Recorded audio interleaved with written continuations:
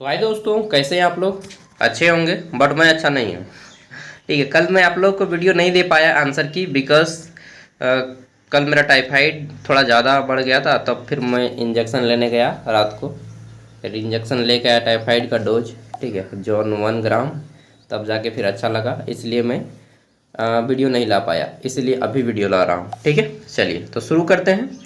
आज हम लोग आंसर की जानेंगे, उसके बाद नेक्स्ट वीडियो में जानेंगे हम लोग एईसी पेपर के बारे में। ठीक है, एईसी पेपर आपका जो भी है, हिंदी या इंग्लिश, दोनों के बारे में। इंग्लिश हिंदी का क्लास मैं ले लूँगा, इंग्लिश का क्लास प्रेरणा मैम लेंगे। ठीक है, तो देखिए series A B C D सब में बटा हुआ था, तो मैं बता रहा हूँ सीरीज सी का। सीरीज ए बी और डी वाले थोड़ा देख लीजिएगा एक बार क्वेश्चन को। ठीक है, और अपना आंसर मैच करते चलिएगा। अगर आप क्वेश्चन पेपर ले लीजिएगा, क्वेश्चन को मैच करते चलिएगा। ठीक है, इधर उधर क्वेश्चन होगा थोड़ा सा, चलिए थोड़ा सा दिक्कत होगा, लेकिन आप लोग को खुद अरेंज करना है। अलग अलग वीडियो मैं कितना बनाऊंगा, ठीक है ना। तो 100 मार्क्स का एग्जाम था। क्वालिफाई करने के लिए आपको 40 अंक लाना था, 40 मार्क्स। अगर आप 40 नंबर आ जाते हैं तो इस पेपर में पास हैं। 40 से कम नंबर आ रहा है तो भैया बधाई हो, आप फेल हो चुके हैं। ठीक है, चलिए, चाहे बहन जी बधाई हो, आप फेल हो चुके हैं ना। नहीं नहीं, फेल नहीं हो गया, 40 नंबर हर किसी का आ जाएगा। चलिए देखिए, तो सबसे पहले अंडरस्टैंडिंग इंडिया का क्वेश्चन मिलाइएगा। ठीक है, आप लोग वीडियो को रोक दीजिएगा, क्वेश्चन को मैच कर लीजिएगा और आगे बढ़िएगा, जिनका सेट अलग अलग है। तो बृहदेश्वर मंदिर कहाँ पे स्थित है? तो बृहदेश्वर मंदिर यह तमिलनाडु के तंजावुर में स्थित है। So option A is the right answer. ठीक है, दूसरा क्वेश्चन है जालियांवाला बाग किस नगर में हुआ था? तो 13 अप्रैल 1919 ईस्वी को अमृतसर के जालियांवाला बाग में यह घटना हुई थी। 13 अप्रैल 1919 बैसाखी का दिन था, जिसमें जनरल डायर ने आकर के गोलियां चला दी थी। ठीक है, आई मतलब मैं ना आपको एक्सप्लेनेशन के साथ आंसर बताऊंगा। ठीक है, नेक्स्ट अगला है रामचरितमानस के लेखक कौन है? अच्छा, जो लोग इंग्लिश में कंफर्टेबल हैं वो लोग इंग्लिश को कर लीजिएगा। Who is the author of Ramcharitmanas? ठीक है, क्योंकि 90% स्टूडेंट हिंदी मीडियम के होते हैं, so I will go through in Hindi. ठीक है, and I am more comfortable in Hindi, so I would like to prefer in this language comparison to English या any other language. तो रामचरितमानस के लेखक कौन है? तो रामचरितमानस के लेखक हैं तुलसीदास। ठीक है, तुलसीदास, ऑप्शन बी। और इसी में हनुमान चालीसा लिखा गया है। और तुलसीदास का एक बहुत प्रसिद्ध कथन है, जो कि स्त्रियों के लिए बहुत बुरा भला कहा है इन्होंने, कि क्या बोला है? शूद्र पशु नारी ये सब तारण के अधिकारी। क्या बोले हैं यार? शूद्र पशु और नारी ये सब तारण के अधिकारी हैं, तारने का अधिकारी है। क्या बात करते हो। ठीक है, तो उस समय ये पता चलता है कि उस समय के लोग स्त्रियों को कितनी हीन भावना से देखते थे। अगला जाता है तानसेन कौन थे? तो तानसेन गायक थे। किसके गायक थे? तो अकबर के राज दरबारी म्यूजिशियन थे, संगीतकार थे। ठीक है, चलिए आगे बताया जाए क्वेश्चन सागर भाई। चलिए आगे देख लेते हैं। क्वेश्चन आता है हमारा यहाँ पे कि थार रेगिस्तान निम्न में से मुख्यतः किस भारतीय राज्य में है? तो मैंने बताया था, क्या बताया था? राजस्थान के एरिया में थार रेगिस्तान पड़ता है, लेकिन कुछ कुछ एरिया गुजरात में आता है, लेकिन मुख्यतः यहाँ पे पूछा है। सो हमारा आंसर क्या हो जाएगा? राजस्थान। ठीक है, चलिए क्वेश्चन है क्वेश्चन नंबर 6। जतरा टाना भगत किस जिले के निवासी थे? ये मैंने नहीं बताया था। जतरा टाना भगत जो है यह गुमला जिले के निवासी थे। ठीक है, जतरा भगत, और इन्होंने एक आंदोलन किया था, टाना भगत आंदोलन। आगे देख लेते हैं। क्वेश्चन आता है हमारा यहाँ पे 7 नंबर क्वेश्चन। निम्न में से किन्हें महाप्रभु कहा जाता है? तो चैतन्य को महाप्रभु कहा जाता है। किसको? चैतन्य। ठीक है, चैतन्य जी को महाप्रभु कहा जाता है। ऑप्शन ए हमारा राइट आंसर हो जाएगा। बुद्ध का जन्म कहाँ हुआ? तो बुद्ध का जन्म हुआ था लुम्बिनी, जो कि कपिल वस्तु में है। ठीक है, कपिल वस्तु ये कहाँ पे पड़ता है? ये नेपाल में पड़ता है भाई। ठीक है, और ये पहले हिंदू धर्म के थे, बाद में ये अपना धर्म निकालते हैं बौद्ध धर्म। ठीक है, चलिए बौद्ध धर्म, जैन धर्म और सिख धर्म हिंदू धर्म का ही 3 गो छोटा छोटा भाग है। बोल सकते हैं कि तीनों छोटा छोटा बेटा है, अलग हो गया है। ठीक है, आगे देख लेते हैं। अगला है गुप्तकालीन लौह स्तंभ कहाँ स्थित है? तो देखिए दिल्ली में एक स्थान है मेहरौली, जहाँ पे गुप्त काल का जो सब समय चल रहा था, जैसे चंद्रगुप्त मौर्य, विष्णुगुप्त, ठीक है, समुद्रगुप्त, तो उस टाइम पे मेहरौली में दिल्ली में एक लौह स्तंभ बनाया गया था, लोहा का एक खंभा डाला गया था, स्तंभ मतलब खंभा, ठीक है। वो अभी तक जंग नहीं लगा है। क्या बात करते हो? हाँ यार, अभी तक जंग नहीं लगा मेहरौली में, 7 मीटर लंबा है। अगला आ जाता है क्वेश्चन नंबर 10। इंडिका के लेखक कौन है? Who is the author of indica? तो देखिए एक यूनानी यात्री था यूनान देश का, उनका नाम था मेगास्थनीज, उन्होंने ही ये बुक लिखा है इंडिका, ठीक है। आगे देख लेते हैं क्वेश्चन नंबर मुझे लगता है 50 मिनट या शायद उससे ज़्यादा का वीडियो हो जाएगा। अभिज्ञान शकुंतलम के लेखक कौन हैं? तो who is the author of Abhijnana Shakuntalam? तो देखिए अभिज्ञान शकुंतलम के लेखक हैं कालिदास, मैंने बताया था, ठीक है। ये सब मैं ना क्वेश्चन में ऑलरेडी बता चुका हूँ। अगर आप डिटेल वीडियो देखे होंगे 17 पार्ट, ठीक है, तो आप आराम से यहाँ से 60 नंबर लेते आए होंगे, 60, उससे ज़्यादा तो नहीं बोल सकता, लेकिन 60 नंबर आप आराम से लेते आए होंगे। मेघदूत के लेखक कौन है? मेघदूत के भी लेखक हैं कालिदास, अभिज्ञान शकुंतलम और मेघदूत, ठीक है। इसके अलावा रघुवंशम के भी लेखक कालिदास ही हैं। आगे देख लेते हैं। अगला है अष्टाध्यायी के रचनाकार कौन है? तो अष्टाध्यायी एक संस्कृत का ग्रंथ है और इसके लेखक है पाणिनि, ठीक है। एक गाना है कि संग तेरे पानियों सपानियों सपानियों सब रहूं, तू कहती रे मैं कहानियों सा सुनता रहूं। अच्छा, सुदर्शन झील कहाँ है? तो सुदर्शन झील महाराष्ट्र में है, ठीक है। सुदर्शन झील कहाँ पे है? महाराष्ट्र में है। आगे देख लेते हैं। अच्छा, महाराष्ट्र में है ना गुजरात में है यार? तो सुदर्शन झील आपका कहाँ पे पड़ता है? गुजरात में पड़ता है, सॉरी, ठीक है। मैंने आंसर भी नोट कर लिया है, बट टाइम टू टाइम मैं देखता हूँ, क्योंकि मैक्सिमम क्वेश्चन का आंसर मुझे आता है, कुछ कुछ क्वेश्चन का आंसर नहीं आता है। तो सुदर्शन झील आपका महाराष्ट्र में है, ठीक है। गलत नहीं बताऊंगा, टेंशन मत लीजिए। अगला आ जाता है हमारा तेनालीराम किस राजा के दरबारी कवि थे? तो आपने एक सीरियल भी शुरू हुआ था तेनालीराम, ठीक है।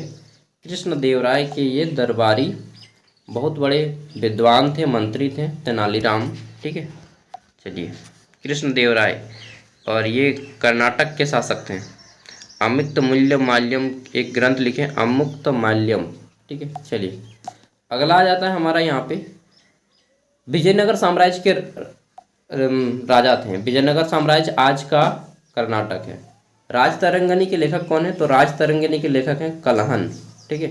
कल्हण जो है राजतरंगिणी के लेखक हैं, और इसमें कश्मीर का इतिहास बताया गया है राजतरंगिणी में। नेक्स्ट, अगला आ जाता है हमारा आर्य समाज के संस्थापक कौन है? मैं ऑलरेडी बता चुका हूँ कि आर्य समाज के संस्थापक स्वामी दयानंद सरस्वती हैं, केवल दयानंद लिखा है, ठीक है। कोई बात नहीं भाई, कुछ तो लिखा है। चलिए, कहते हैं कि डूबते को तिनका सहारा, तिनके का सहारा। अगला है आजाद हिंद फौज के संस्थापक कौन थे? तो सबको मालूम होगा, सुभाष चंद्र बोस ने आज़ाद हिंद फौज की स्थापना की। 19 नंबर है हमारा दीन ए इलाही के संस्थापक कौन थे? तो दीन ए इलाही की स्थापना अकबर ने की थी, सभी धर्मों का सम्मान देने के लिए।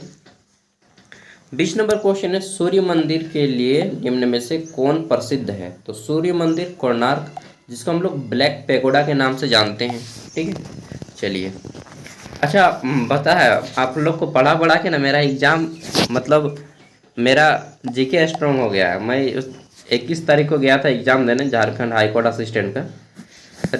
विश्वास नहीं कीजिएगा, मैं मात्र 8-9 घंटा पढ़ा था, और मेरा कितना नंबर आ रहा है 100 में मालूम है?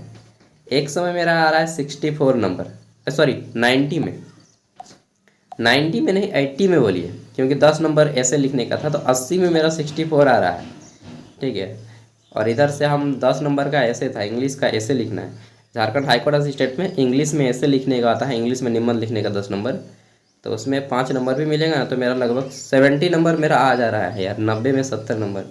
8-9 घंटा मात्र पढ़े हैं, तो मुझे लग रहा है कि आप लोग को पढ़ा के मेरा नॉलेज बढ़ रहा है।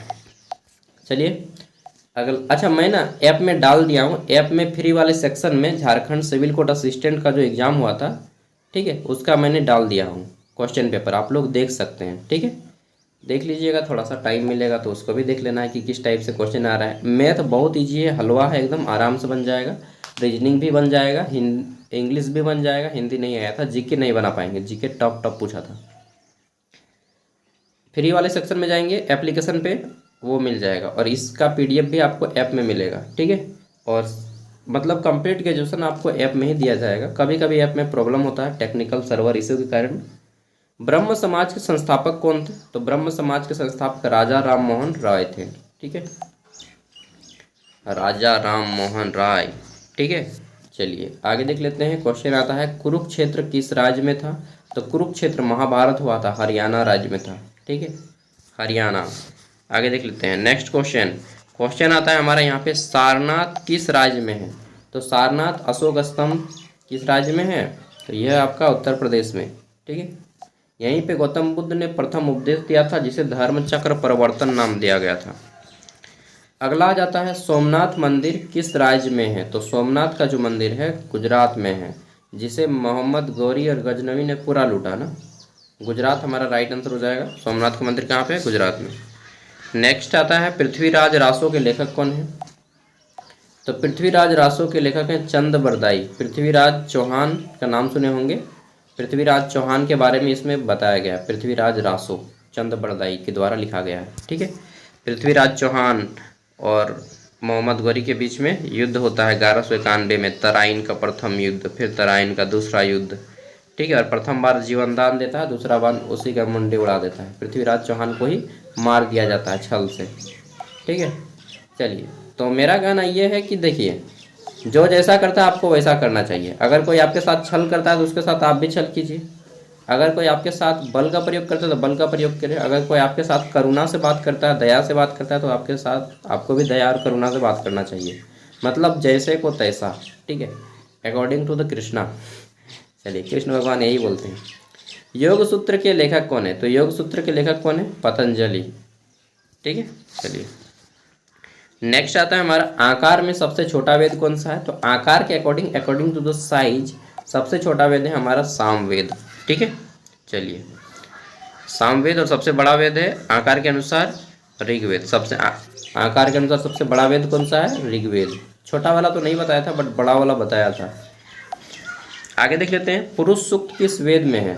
तो ये पुरुष सूक्त किस वेद में है भाई?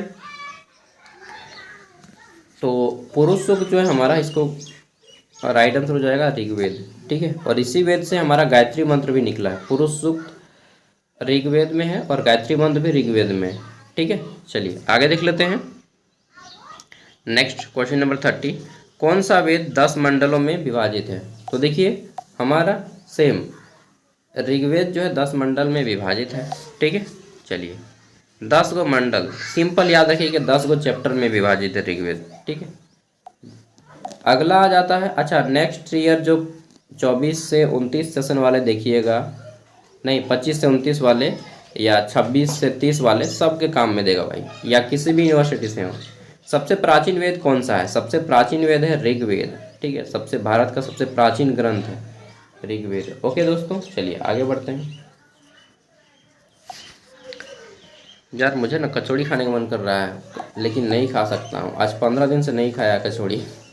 फीवर में, टाइफाइड में दूध मत खाइएगा, कचौड़ी मत खाइएगा, मीट मछली अंडा तो बंद ही रहेगा, नवरात्रि है, ठीक है। और वैसे भी मैं बहुत कम खाता हूँ मीट मछली, बहुत कम। शिल्प दिकारम किस राज्य में लिखा गया है? तो शिल्प दिकारम जो है यह किस राज्य में लिखा गया है? राइट आंसर हो जाएगा, ये तमिल का एक ग्रंथ है, तो तमिलनाडु में ही लिखा जाएगा। आप लोग पढ़ के भी पता कर सकते हैं कि भाई ये पढ़ने में ही लग रहा है कि साउथ का वर्ड जैसा, ठीक है। चलिए, 34 नंबर ना अब। Question number 33। क्वेश्चन है हर्षवर्धन की राजधानी कहाँ थी? तो हर्षवर्धन एक राजा थे, बहुत फेमस राजा। इन्होंने ही कुंभ मेला की शुरुआत की और इनकी राजधानी थी कन्नौज। कहाँ पे थी? कन्नौज। कुंभ मेला जो आयोजित होता है ना, हर्षवर्धन ने शुरू किया था, ठीक है। अगला आ जाता है हमारा यहाँ पे मगध साम्राज्य की राजधानी निम्न में से किस जगह थी? तो वर्तमान जो मगध है बिहार झारखंड में फैला था और इसकी राजधानी थी पाटलिपुत्र, दैट मीन्स पटना। तो मगध साम्राज्य की राजधानी कहाँ थी? पाटलिपुत्र। इसको पहले पटना के नाम से जाना जाता था, अरे सॉरी, बाद में पटना के नाम से जाना गया, पहले पाटलिपुत्र। ठीक है, चलिए आगे देख लेते हैं। अयोध्या किस राज्य में है? तो सबको मालूम है अयोध्या श्री राम भगवान का जगह उत्तर प्रदेश। ठीक, चलिए आगे देख लेते हैं नेक्स्ट क्वेश्चन, क्वेश्चन नंबर 36।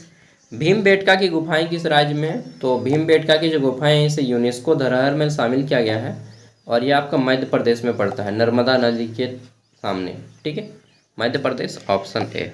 आगे देख लेते हैं next question, question number 37। Buddha की मृत्यु कहाँ हुई? तो देखिए बुद्ध जो है अंतिम समय में एक तेली के घर में पूड़ी खाते हैं। ठीक है, और बोल देते हैं कि मेरे फिर उनको पेचिश हो जाता है और वे निर्वाण की प्राप्ति करते हैं। तो इससे ये मत समझ लेना कि तेली का दोष है, नहीं रे भाई तेली का कोई दोष नहीं है उसमें, बोल दिया था बुद्ध ने कि उसमें तेली का कोई दोष नहीं है। ठीक है, अब मेरा अंतिम समय आ गया है, सो बुद्ध अब निर्वाण की ओर चल रहे हैं, ऐसा बोल दिए हैं कुशीनगर में। डी नंबर 37 का डी।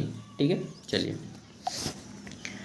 आगे देख लेते हैं नेक्स्ट क्वेश्चन। क्वेश्चन है बुद्ध को बोधि कहाँ प्राप्त हुई? बोधि मतलब ज्ञान, एनलाइटमेंट जिसको इंग्लिश में बोलते हैं। तो बुद्ध को बोध गया बिहार में प्राप्त हुई। अभी बोध गया जाइएगा तो बहुत बड़ा बुद्ध का मूर्ति बना हुआ है। अच्छा, मैं भी एक ना बुद्ध का फोटो खिंचाऊंगा और अपना ना सागर साहब वाले चैनल पे स्टेटस सॉरी लोगो पे रख दूंगा, लोगो चेंज कर दूंगा, बहुत पुराना हो गया है।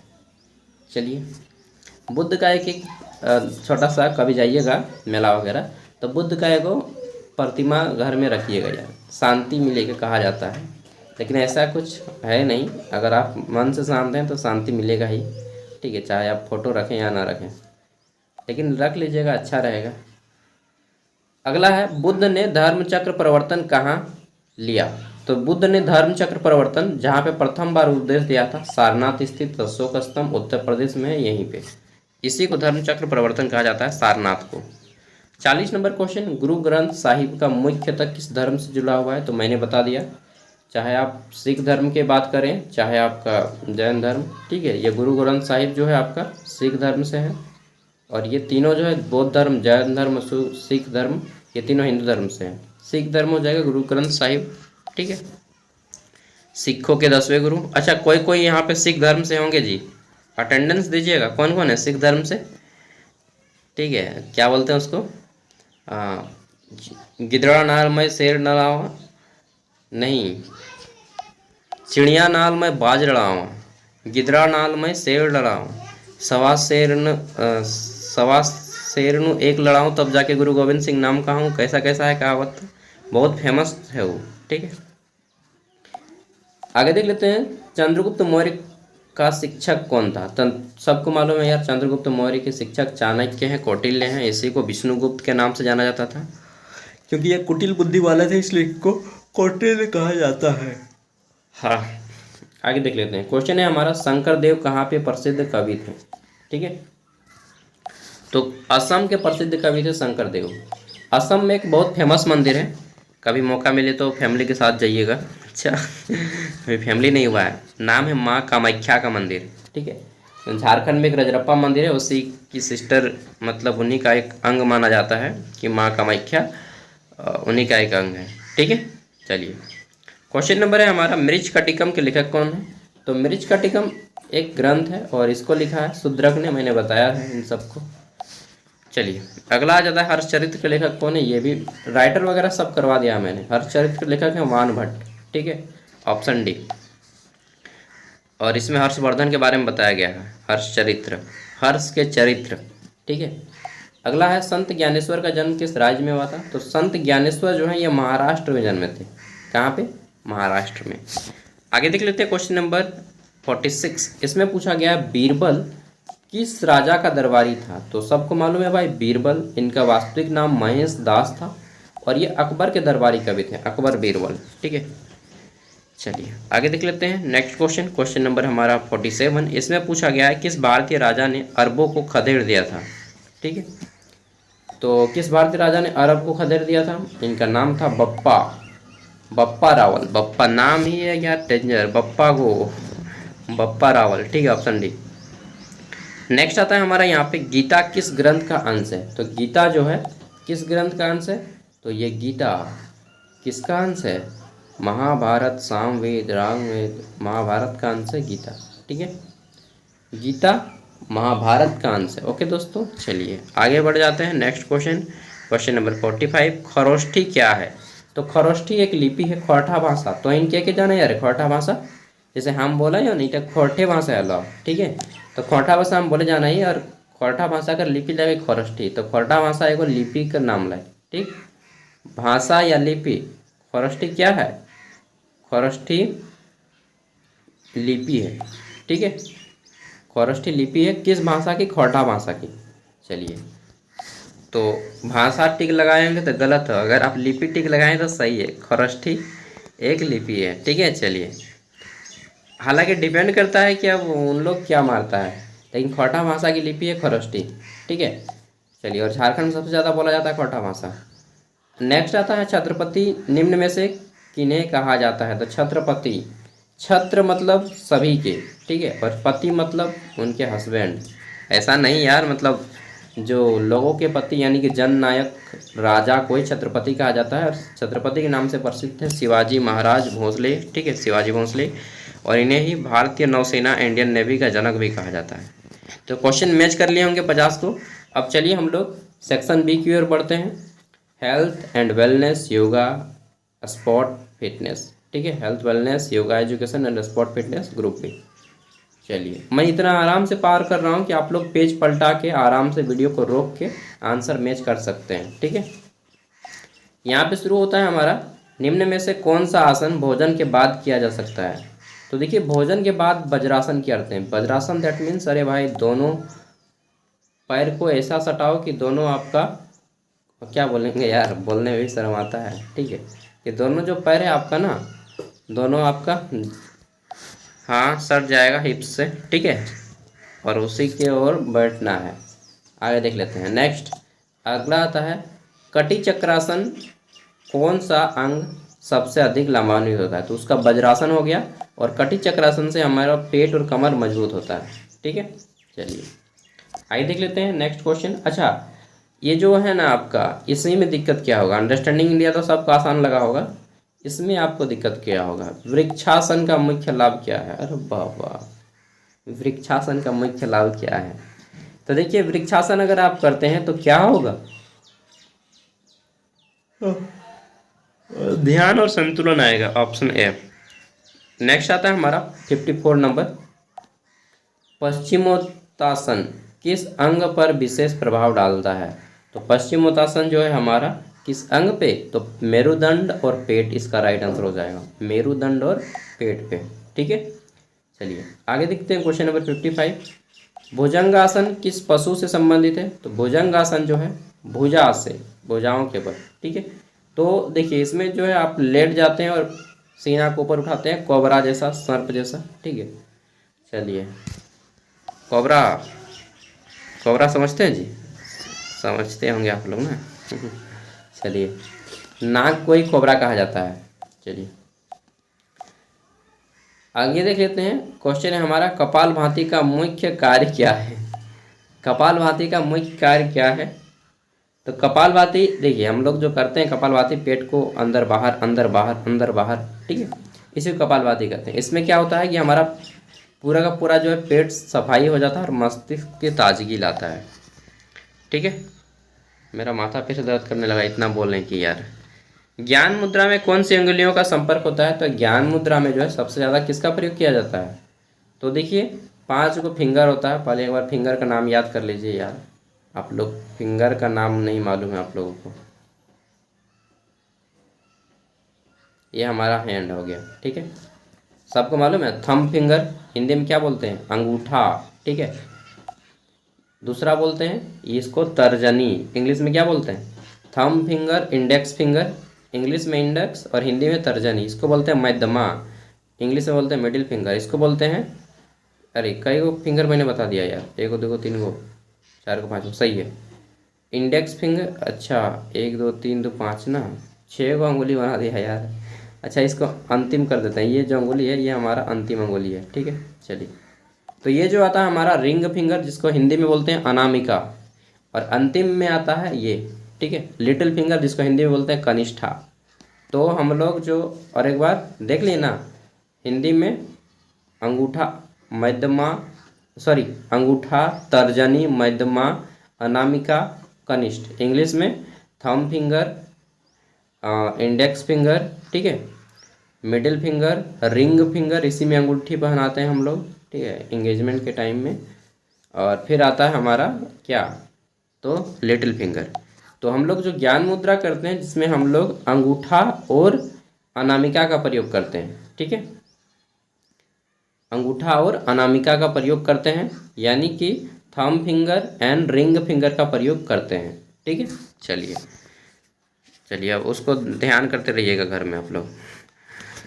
अगला आता है हमारा जल नेति किसके शुद्धिकरण के लिए है। तो जल नेति एक जो हमारा योगा है यह किसके शुद्धिकरण के लिए करते हैं, तो राइट आंसर हो जाएगा हमारा ऑप्शन सी, नाक, ठीक है, नाक के लिए जल नेति करते हैं।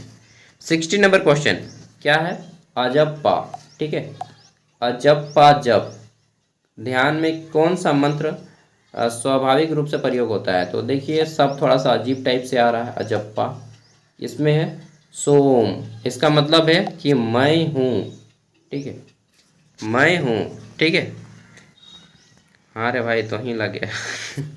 अगला है नौकासन, किस प्रणाली को सबसे अधिक सक्रिय करता है। तो नौकासन जो है सबसे ज़्यादा सक्रिय किसको करता है, अगर आप नौके के बल चलते हैं नौका जैसा बन के, ठीक है, तो सबसे ज़्यादा आपको पाचन प्रणाली तंत्रिका या परिसंचरण तंत्र क्या करता है सबसे ज़्यादा।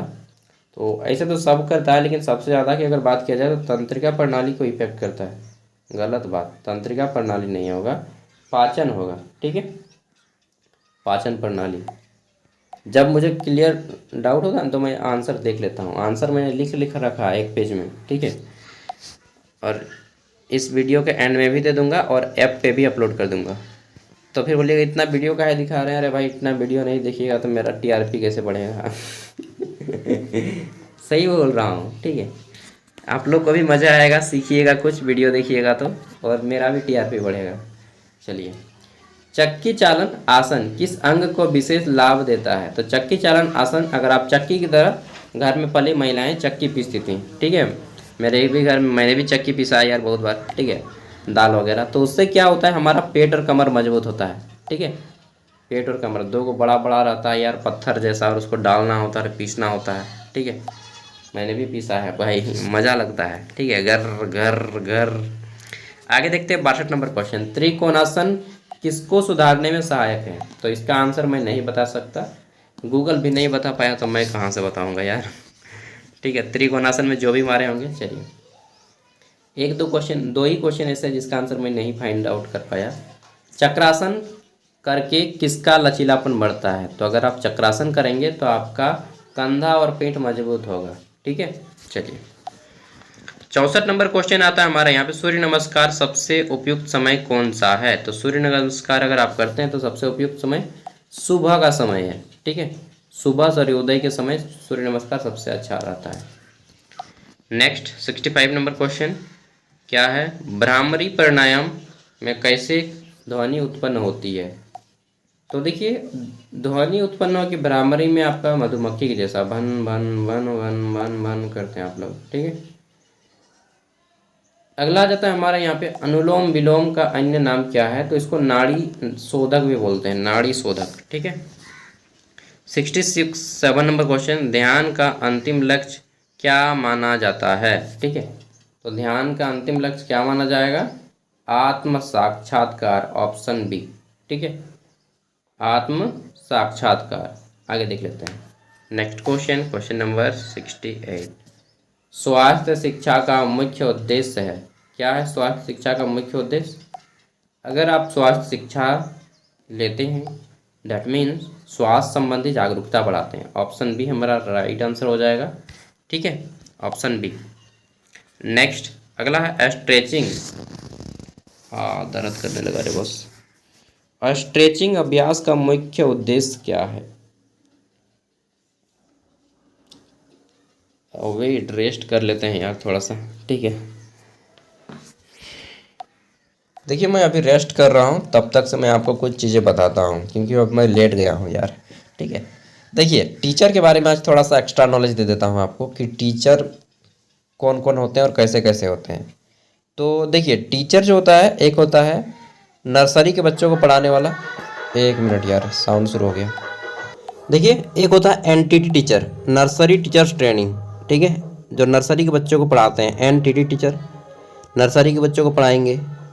एक होते हैं 1 to 5 के बच्चों को पढ़ाएंगे, उसको बोलते हैं PRT teacher, primary teacher. PRT teacher primary teacher जो 1 to 5 के बच्चों को पढ़ाते हैं, ठीक है। इसको बनने के लिए डीएलएड करना होता है 12th के बाद। एक होता है 6 to 8 के बच्चों को पढ़ाते हैं, इसको बोलते हैं टीजीटी टीचर। जो 6 to 8 के बच्चों को पढ़ाते हैं उन मास्टर को कहा जाता है या मैडम को टीजीटी, ट्रेंड ग्रेजुएट टीचर। इसमें आपको ग्रेजुएशन के बाद बीएड करना होता है बनने के लिए। फिर होता है एक 9 to 12 को बच्चों को पढ़ाने वाले, इनको बोला जाता है पीजीटी टीचर, पीजीटी टीचर।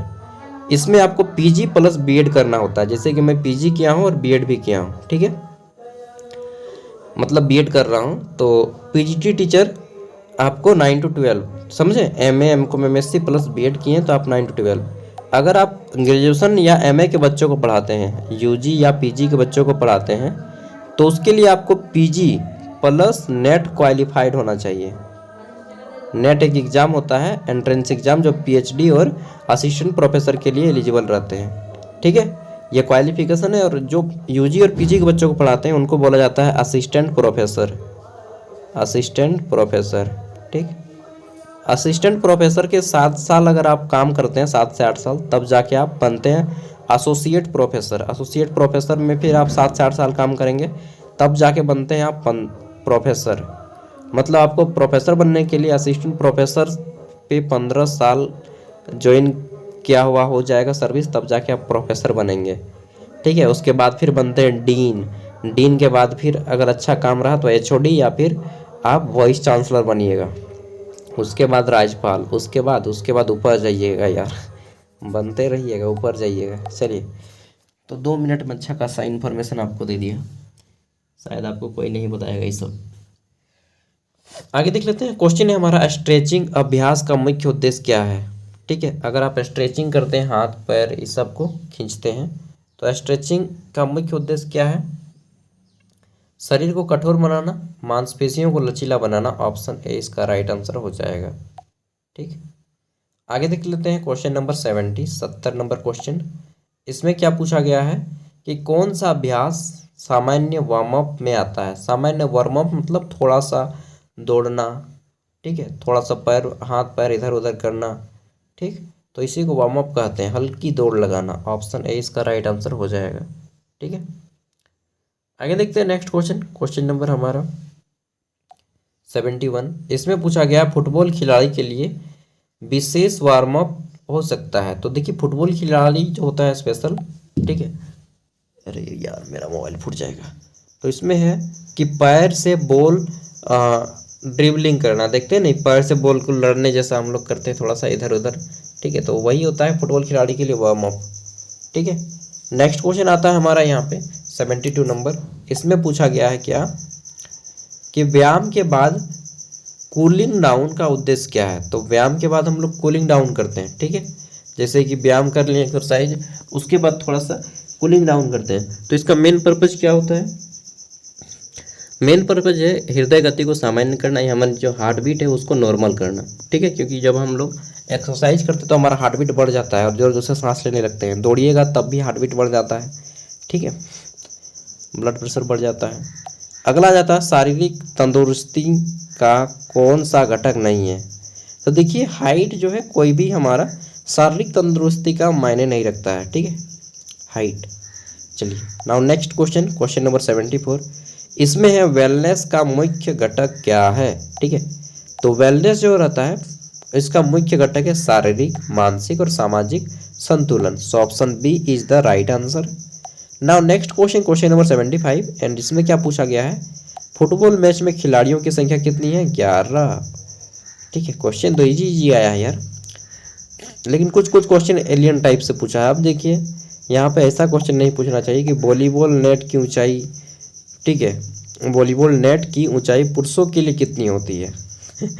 तो ये क्वेश्चन थोड़ा सा अजीब पूछा है। इसका राइट आंसर हो जाएगा 2.43 मीटर, ठीक है।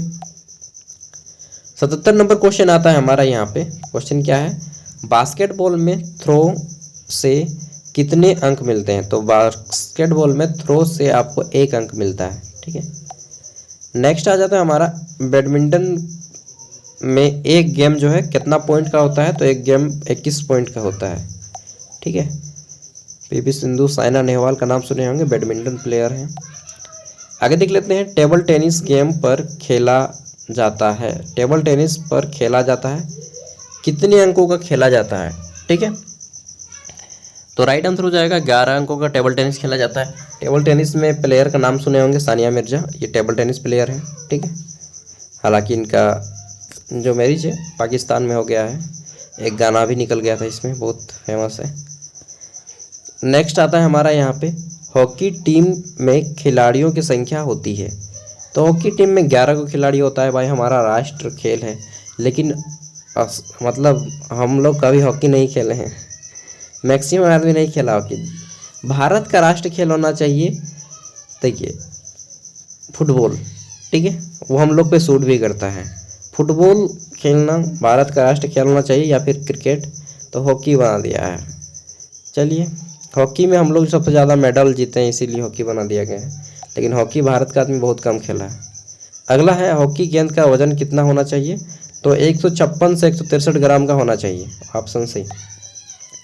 नेक्स्ट आगे देख लेते हैं, क्वेश्चन आता है हमारा यहाँ पे, तीरंदाजी में ओलंपिक दूरी कितनी होती है? तो जो इसका एवरेज रखा जाता है रेंज, वो कितना होता है? 70 मीटर, ठीक है।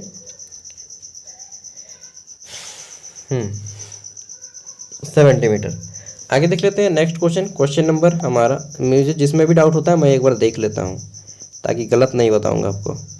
हॉकी का जादूगर विजार्ड, ठीक है, विजार्ड ऑफ हॉकी किन्हें कहा जाता है? विजार्ड मतलब होता है जादूगर, ठीक है। तो मेजर ध्यानचंद को हॉकी का जादूगर कहा जाता है। पहले दिया जाता था राजीव गांधी खेल रत्न, उसका नाम बदल के अभी मेजर ध्यानचंद खेल रत्न बना दिया गया है, ठीक है। और इनके नाम से स्टेडियम भी बनाया गया है, मेजर ध्यानचंद स्टेडियम। चलिए आगे देख लेते हैं, और नेक्स्ट क्वेश्चन आता है हमारे यहाँ पे, पीवी सिंधु ने ओलंपिक में पहला पदक किस वर्ष जीता? तो ओलंपिक में पहला पदक जीता है पीवी सिंधु ने 2016 में, रियो ओलंपिक, ठीक है। नेक्स्ट क्वेश्चन आता है हमारे यहाँ पे, अच्छा रियो मतलब समझे, वो शहर का नाम है, रियो डी जेनेरियो, ब्राजील का एक शहर है, उनका नाम है रियो डी जेनेरियो, वहीं पे हुआ था, इसीलिए रियो ओलंपिक कहा जाता है। ओलंपिक हुआ था ब्राजील में 2016 में। नीरज चोपड़ा ने स्वर्ण पदक जीता, तो इन्होंने टोक्यो ओलंपिक में जीता था, टोक्यो शहर है जापान का, ठीक है, और वहीं पे इन्होंने स्पोर्ट में जीता था, जेवलिन थ्रो में गोल्ड मेडल, ठीक है, नीरज चोपड़ा। नेक्स्ट आगे देख लेते हैं 86 नंबर क्वेश्चन है, कौन सी महिला खिलाड़ी धनलक्ष्मी के नाम से जानी जाती है? तो सॉरी दोस्त, इसका आंसर मैं नहीं बता पाऊंगा, ठीक है। बाकी पीटी उषा होती तो उसे सुपर मॉम कहा जाता है।